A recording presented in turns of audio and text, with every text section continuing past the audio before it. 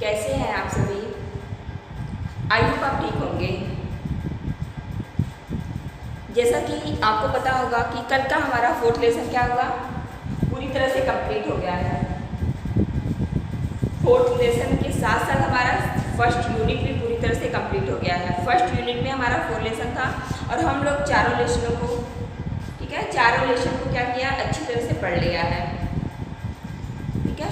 और हाँ, fourth lesson में आप स्टडी करिएगा, जहाँ भी प्रॉब्लम हो बेहिचक आप क्वेश्चन कर सकते हो, ठीक है। और हम पूरी कोशिश करेंगे आपके क्वेश्चंस का जवाब देने का, ठीक है ना। और आज आपका एक न्यू लेसन स्टार्ट हो रहा है, उसके साथ यूनिट भी आपका न्यू है, सेकेंड यूनिट आपका है। उसमें हम लोग न्यू लेसन पढ़ेंगे 5th का, जो है क्या, हेरिडिटी एंड इनहेरिटेंस प्रिंसिपल, ठीक है। लेसन का क्या नाम है, हेरिडिटी एंड इनहेरिटेंस प्रिंसिपल, जिसको हिंदी में वंशागत एवं विविधता का सिद्धांत कहते हैं। वंशागति एवं विविधता के सिद्धांत, ठीक है। वंशागति होती क्या है, सबसे पहले हम जान लेते हैं कि वंशागति होता क्या है। तो आपको पता होगा जो वंशागति है, चाहे वो जीव होंगे या जंतु होंगे, ठीक है, कि ऐसे ले लेते हैं कि जो जंतुओं एवं पौधों, ठीक है, जो जंतुओं एवं पौधों से उनके एक पीढ़ी से, ठीक है, चाहे वो जंतुओं के कैरेक्टर होंगे चाहे पौधों के हैं, तो वो एक पीढ़ी से दूसरी पीढ़ी में स्थानांतरित अगर हो रहे हैं, जा रहे हैं, तो वो क्या कहलाते हैं, आनुवंशिक लक्षण कहलाते हैं। ऐसे लक्षण जो एक पीढ़ी से दूसरी पीढ़ी में जाते हैं उन्हें हम वंशागत लक्षण कहते हैं, ठीक है। वंशागत मतलब एक पीढ़ी से दूसरी पीढ़ी में जो उनके वंशों में, मतलब पूर्वजों से उनके बच्चों में, फिर बच्चों से उनके बच्चों में, तो ये हो गया ना, वंशागत हो रहा है, बार बार वो लक्षण उनके जनरेशन में, उनकी पीढ़ी दर पीढ़ी क्या हो रही हैं, बढ़ती जा रही हैं। तो ये क्या कहलाते हैं, आनुवंशिक लक्षण कहलाते हैं, ठीक है। इसी में हमें पढ़ना क्या है, आनुवंशिक क्या होता है, ठीक है, आनुवंशिकी क्या होता है, आनुवंशिक लक्षण क्या होते हैं, आनुवंशिकता क्या होता है, ठीक है, इन सभी को पढ़ना है। जैसा कि आपको पता होगा कि आनुवंशिकी का खोज, ठीक है, आनुवंशिकी की खोज किसने की थी, सर्वप्रथम ग्रेगर जॉन मेंडल नामक वैज्ञानिक, इन्हीं को उनका पिता माना गया है, ग्रेगर जॉन मेंडल को। ग्रेगर जॉन मेंडल को आनुवंशिकी का पिता माना गया है। इन्होंने 1866 ईस्वी में आनुवंशिकी की खोज की थी, ठीक है। तो सबसे पहले हम जान लेते हैं कि हेरिडिटी होता क्या है, आनुवंशिकता होता क्या है, इसके बारे में हम सबसे पहले जान लेते हैं। तो जैसा कि आपके सामने दिख रहा होगा कि वे लक्षण, ठीक है, वे लक्षण जो एक पीढ़ी से दूसरी पीढ़ी में स्थानांतरित होती रहती हैं, उन्हें हम क्या कहते हैं, वंशागत लक्षण या आनुवंशिकी लक्षण कहते हैं, ठीक है। किसको कहते हैं, वे लक्षण, ऐसे कैरेक्टर्स जो एक पीढ़ी से दूसरी पीढ़ी में स्थानांतरित होती रहती है या जाती रहती हैं, उन्हें हम क्या कहते हैं, आनुवंशिक लक्षण कहते हैं। और इसकी वंशागति को कह रहे हैं कि, और इसकी जो वंशागति होती है, मतलब बार बार ये एक पीढ़ी से दूसरी पीढ़ी में जाते रहते हैं, तो इसकी वंशागति को हम क्या कहते हैं, आनुवंशिकता कहते हैं। आई थिंक आपको अच्छे से समझ में आया होगा कि आनुवंशिकता होता क्या है। किसी भी लक्षण का बार बार जनरेट होना, बार बार उसको एक पीढ़ी से दूसरी पीढ़ी में जाने की प्रक्रिया जो होती है, वो आनुवंशिकता कहलाती है। वंशागत होने की जो प्रोसेस होती है वो आनुवंशिकता कहलाती है, ठीक है। कह रहे हैं कि ये नहीं कहा जा सकता है कि जो बच्चा हो, जो संतान होता है, वो अपने पिता के समान, वो पूर्ण रूप से अपने पिता से मैच नहीं करता है, अपने पिता के समान नहीं होता है। उनमें कुछ इस तरह की विभिन्नताएं पाई जाती हैं, उसमें कुछ परिवर्तन पाए जाते हैं। वो परिवर्तन ऐसा नहीं कि जीन की वजह से होता है, ठीक है, वो परिवर्तन ऐसा नहीं कि जीन की वजह से उनमें होता है। कुछ होते हैं कि वातावरणीय प्रभाव के कारण उनमें चेंजिंग आ जाती है, ठीक है। ऐसा नहीं कि मतलब अभी ये नहीं आप बोल सकते हो कि उसके हूबहू जैसा कि होते हैं लक्षण, कुछ होते हैं, सारे लक्षण तो उनके जनक से आते हैं, पेरेंट्स से आते हैं, लेकिन कुछ इस तरह के परिवर्तन, चेंजेज आ जाते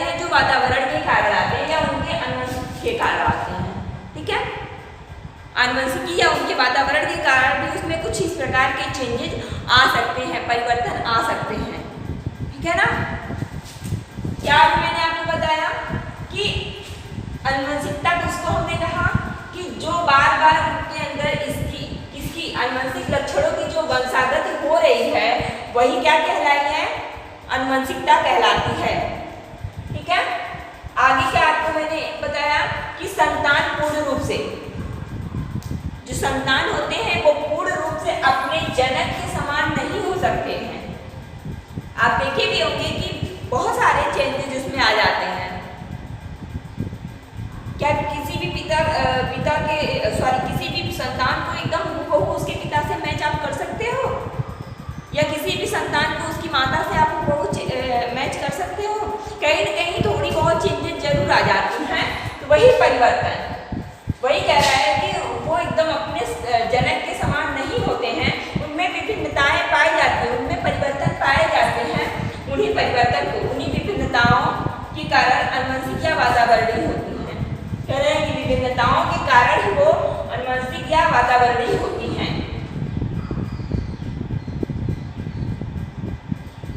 समझ में आया कि नहीं कि उनमें जो विभिन्नताएं पाई जाती हैं, कह रहे हैं कि उन्हीं विभिन्नताओं के कारण या तो वो आनुवंशिक हो सकती हैं, ठीक है, आनुवंशिक भी होती हैं और वातावरणीय भी होती हैं।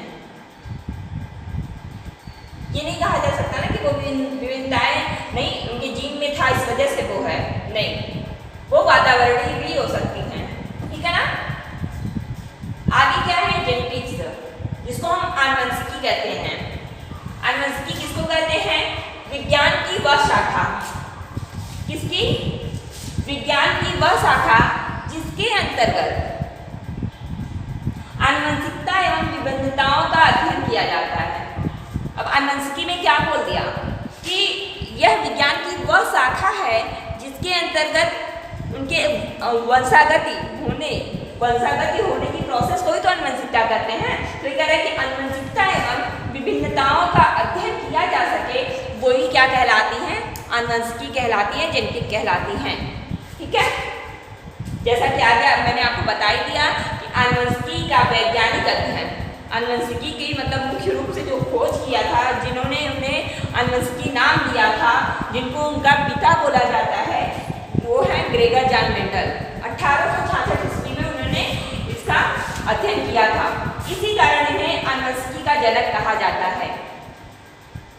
उन्होंने आनुवंशिकी की खोज की, आनुवंशिकी नाम दिया, इसी कारण उनको क्या कहा जाता है? आनुवंशिकी का पिता कहा जाता है। ठीक है। आगे हम देख लेते हैं, क्या देखेंगे, बहुत सारे हैं जो टॉपिक से हमारे हटके हैं, उसको हम बस थोड़ा थोड़ा आपको बताते जाते हैं कि विभिन्नताओं के कारण, ठीक है, इनमें जो परिवर्तन होते हैं, चेंजिंग आती हैं, उनके कारण क्या हो सकते हैं, रीजन क्या हो सकते हैं। तो हम आपका बनाने रहेंगे।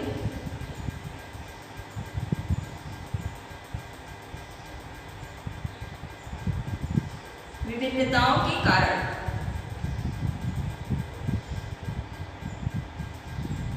ठीक है, कॉजेज ऑफ वेरिएशंस।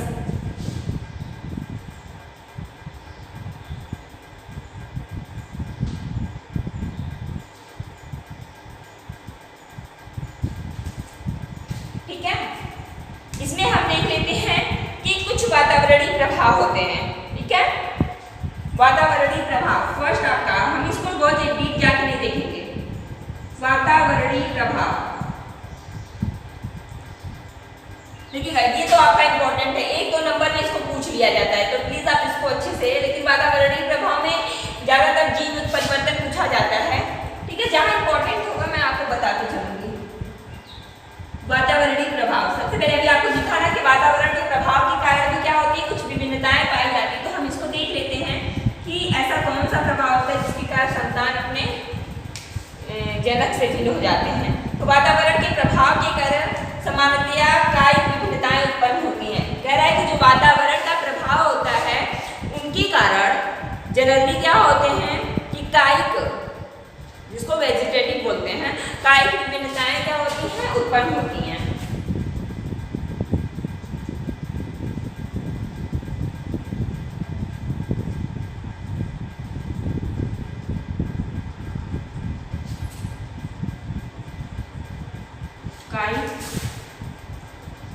विभिन्नताएं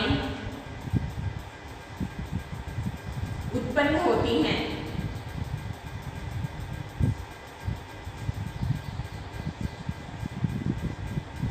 कौन सी विभिन्नताएं? कायिक विभिन्नताएं। इसको अंडरलाइन कर दीजिएगा। कायिक विभिन्नताएं क्या होती हैं? हमें उत्पन्न होती हैं। जैसे वातावरणीय दशाएं हो सकती हैं, प्रकाश, ताप, भोजन, वायुदाब इत्यादि। ठीक है, तो इसको लिखते हैं या नहीं? जाने दीजिएगा।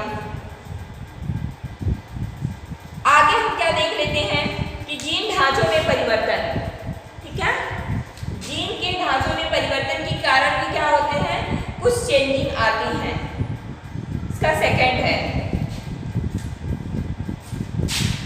सेकंड आपका क्या है? जीन ढांचों, मतलब जीन की संरचना में परिवर्तन।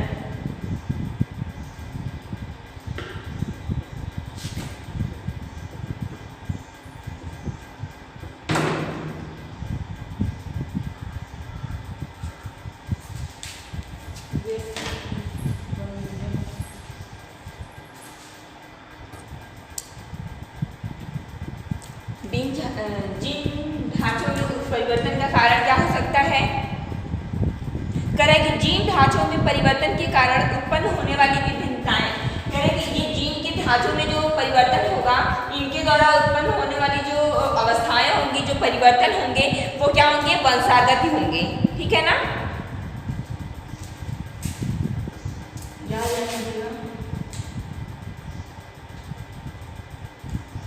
जीन ढांचों में होने वाली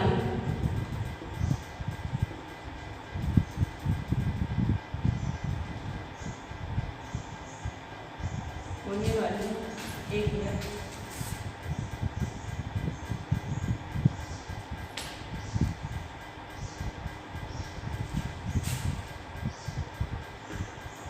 जीन ढांचों में परिवर्तन के कारण होने वाली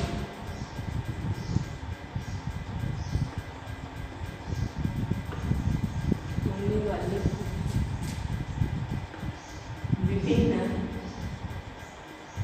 या भिन्नताएं, होने वाली भिन्नताएं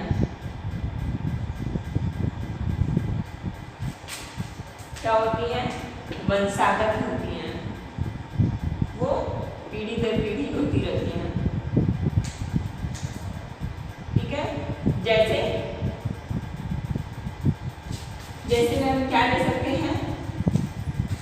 बोलिएगा।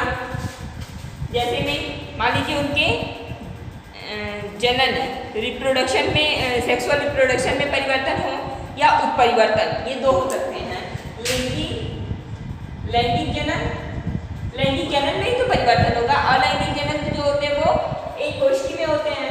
तो लैंगिक जनन में परिवर्तन, और सेकेंड आपका क्या हो सकता है?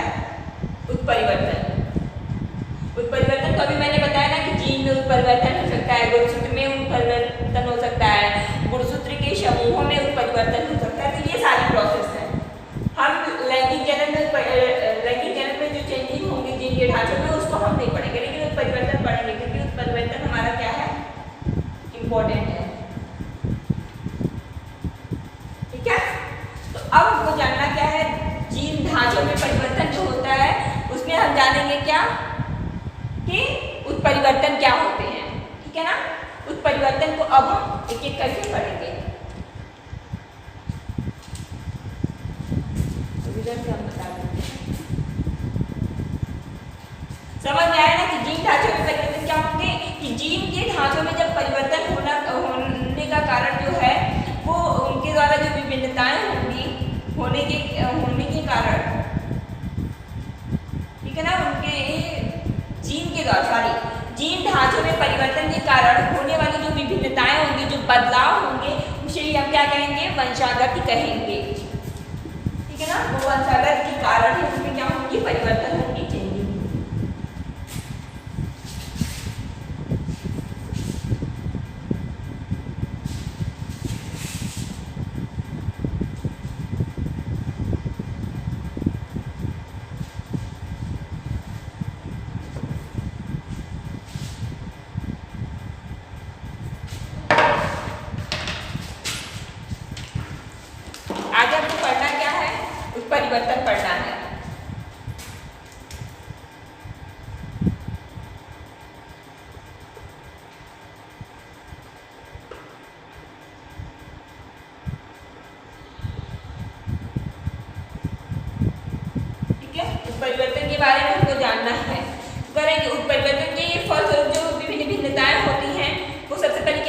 जीन उत्परिवर्तन।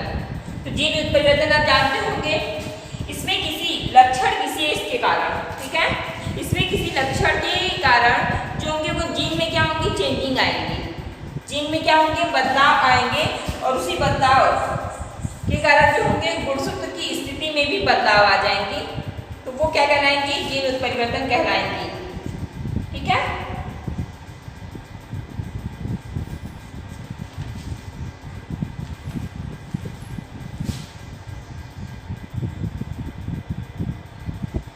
ठीक है, तो आपको क्या दिखा कि उत्परिवर्तन, उत्परिवर्तन मतलब होता है बदलाव, चेंजिंग, ठीक है ना।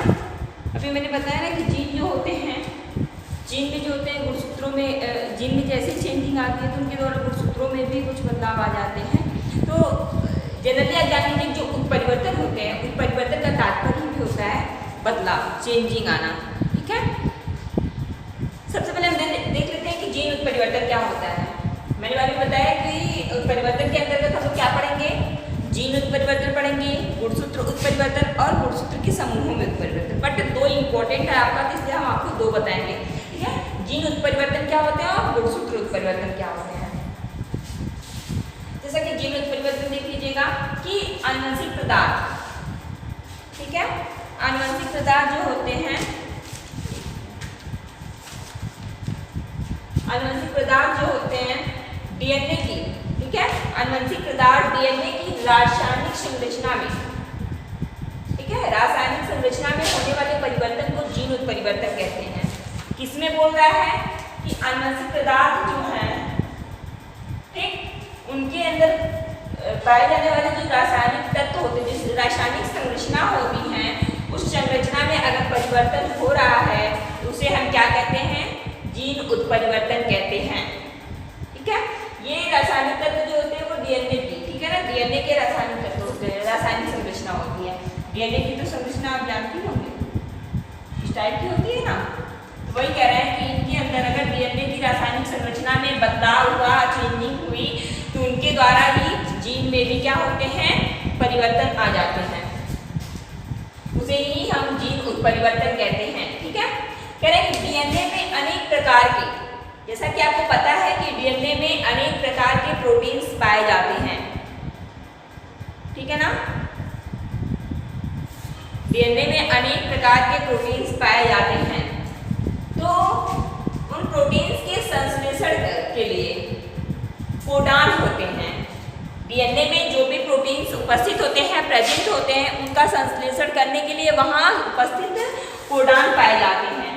कह रहे हैं कि एक प्रोटीन के संश्लेषण के खंड को, कह रहे हैं कि एक प्रोटीन के जो संश्लेषण वाला खंड होते हैं उनको हम क्या कहते हैं, सिस्टोन कहते हैं, और सिस्टोन को हम जीन भी कहते हैं, ये भी ध्यान दीजिएगा। प्रोटीन के संश्लेषण के खंड को सिस्टोन कहते हैं और सिस्टोन को हम जीन भी कहते हैं।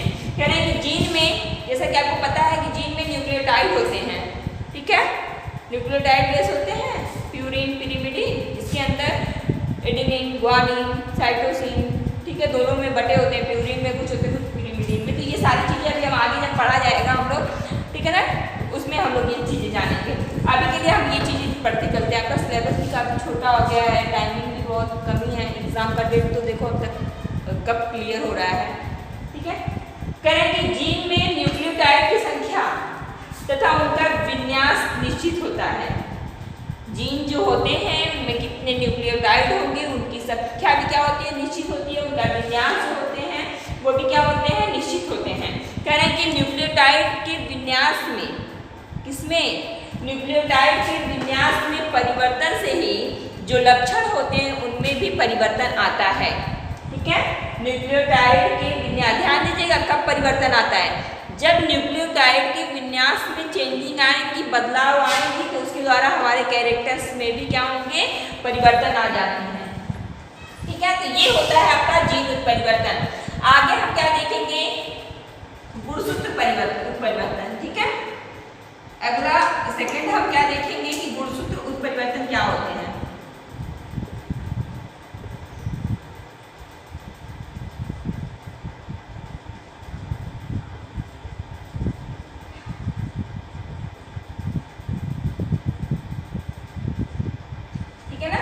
गुणसूत्र उत्परिवर्तन क्या होते हैं, अब हम उसको देख लेते हैं। गुणसूत्र की संरचना में परिवर्तन।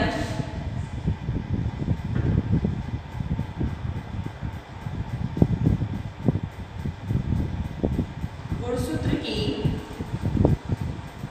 संरचना में परिवर्तन। फिर तो क्या कहलाएगा? गुणसूत्र उत्परिवर्तन। यही है ना, गुणसूत्र की संरचना में परिवर्तन गुणसूत्री या गुणसूत्र उत्परिवर्तन कहलाता है।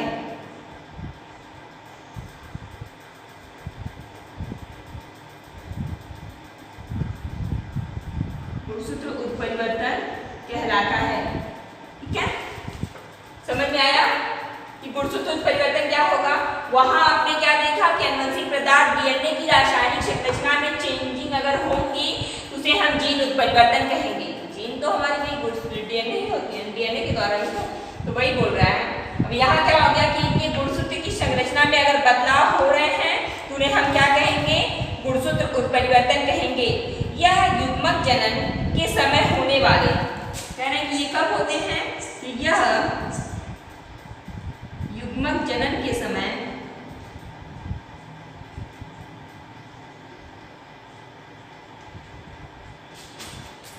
होने वाले विलोपन, ठीक है, होने वाले विलोपन, उत्क्रमण, आवृत्ति, ठीक है, उत्क्रमण, आवृत्ति तथा स्थानांतरण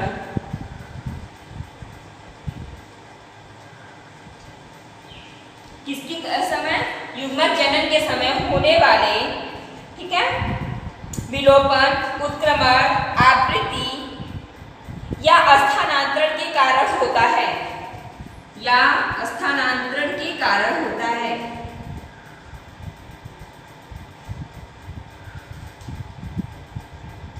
इसमें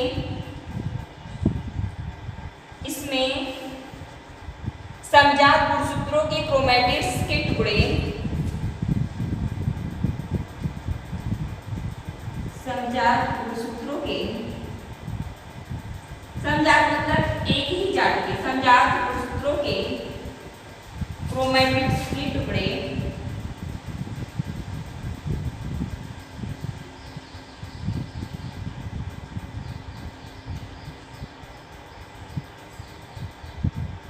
क्रोमैटिड्स के टुकड़े के क्रॉसिंग ओवर के समय त्रुटियां होती हैं। ठीक है,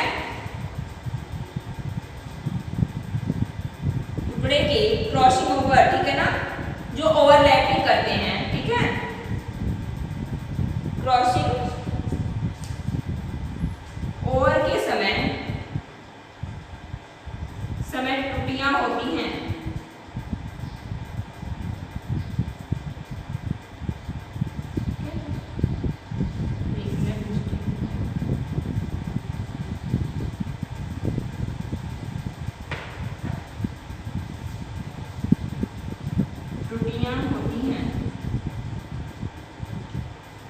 क्या बोला गया कि गुणसूत्र की संरचना में परिवर्तन ही क्या कहलाता है? गुणसूत्र उत्परिवर्तन कहलाता है। यह युग्मक जनन के समय होता है। कब? युग्मक जनन के समय होने वाले, जब उनमें युग्मक जनन के समय ये सारी क्रियाएं होती हैं, विलोपन, उत्क्रमण, आवृत्ति या स्थानांतरण के समय होता है। इसमें समजात गुणसूत्रों के, कह रहे हैं इसमें जब समजात गुणसूत्र होते हैं, उनके जो किएज्मेटा होते हैं, उनके टुकड़े आपस में ओवरलैप करते हैं, मतलब एक दूसरे से क्रॉसिंग ओवर करते हैं। किएज्मेटा वाले प्रोसेस के समय इनमें जो त्रुटि होती हैं, जो मिस्टेक होते हैं, उसके द्वारा ही गुणसूत्र में क्या होते हैं? उत्परिवर्तन होते हैं, बदलाव होते हैं। ठीक है,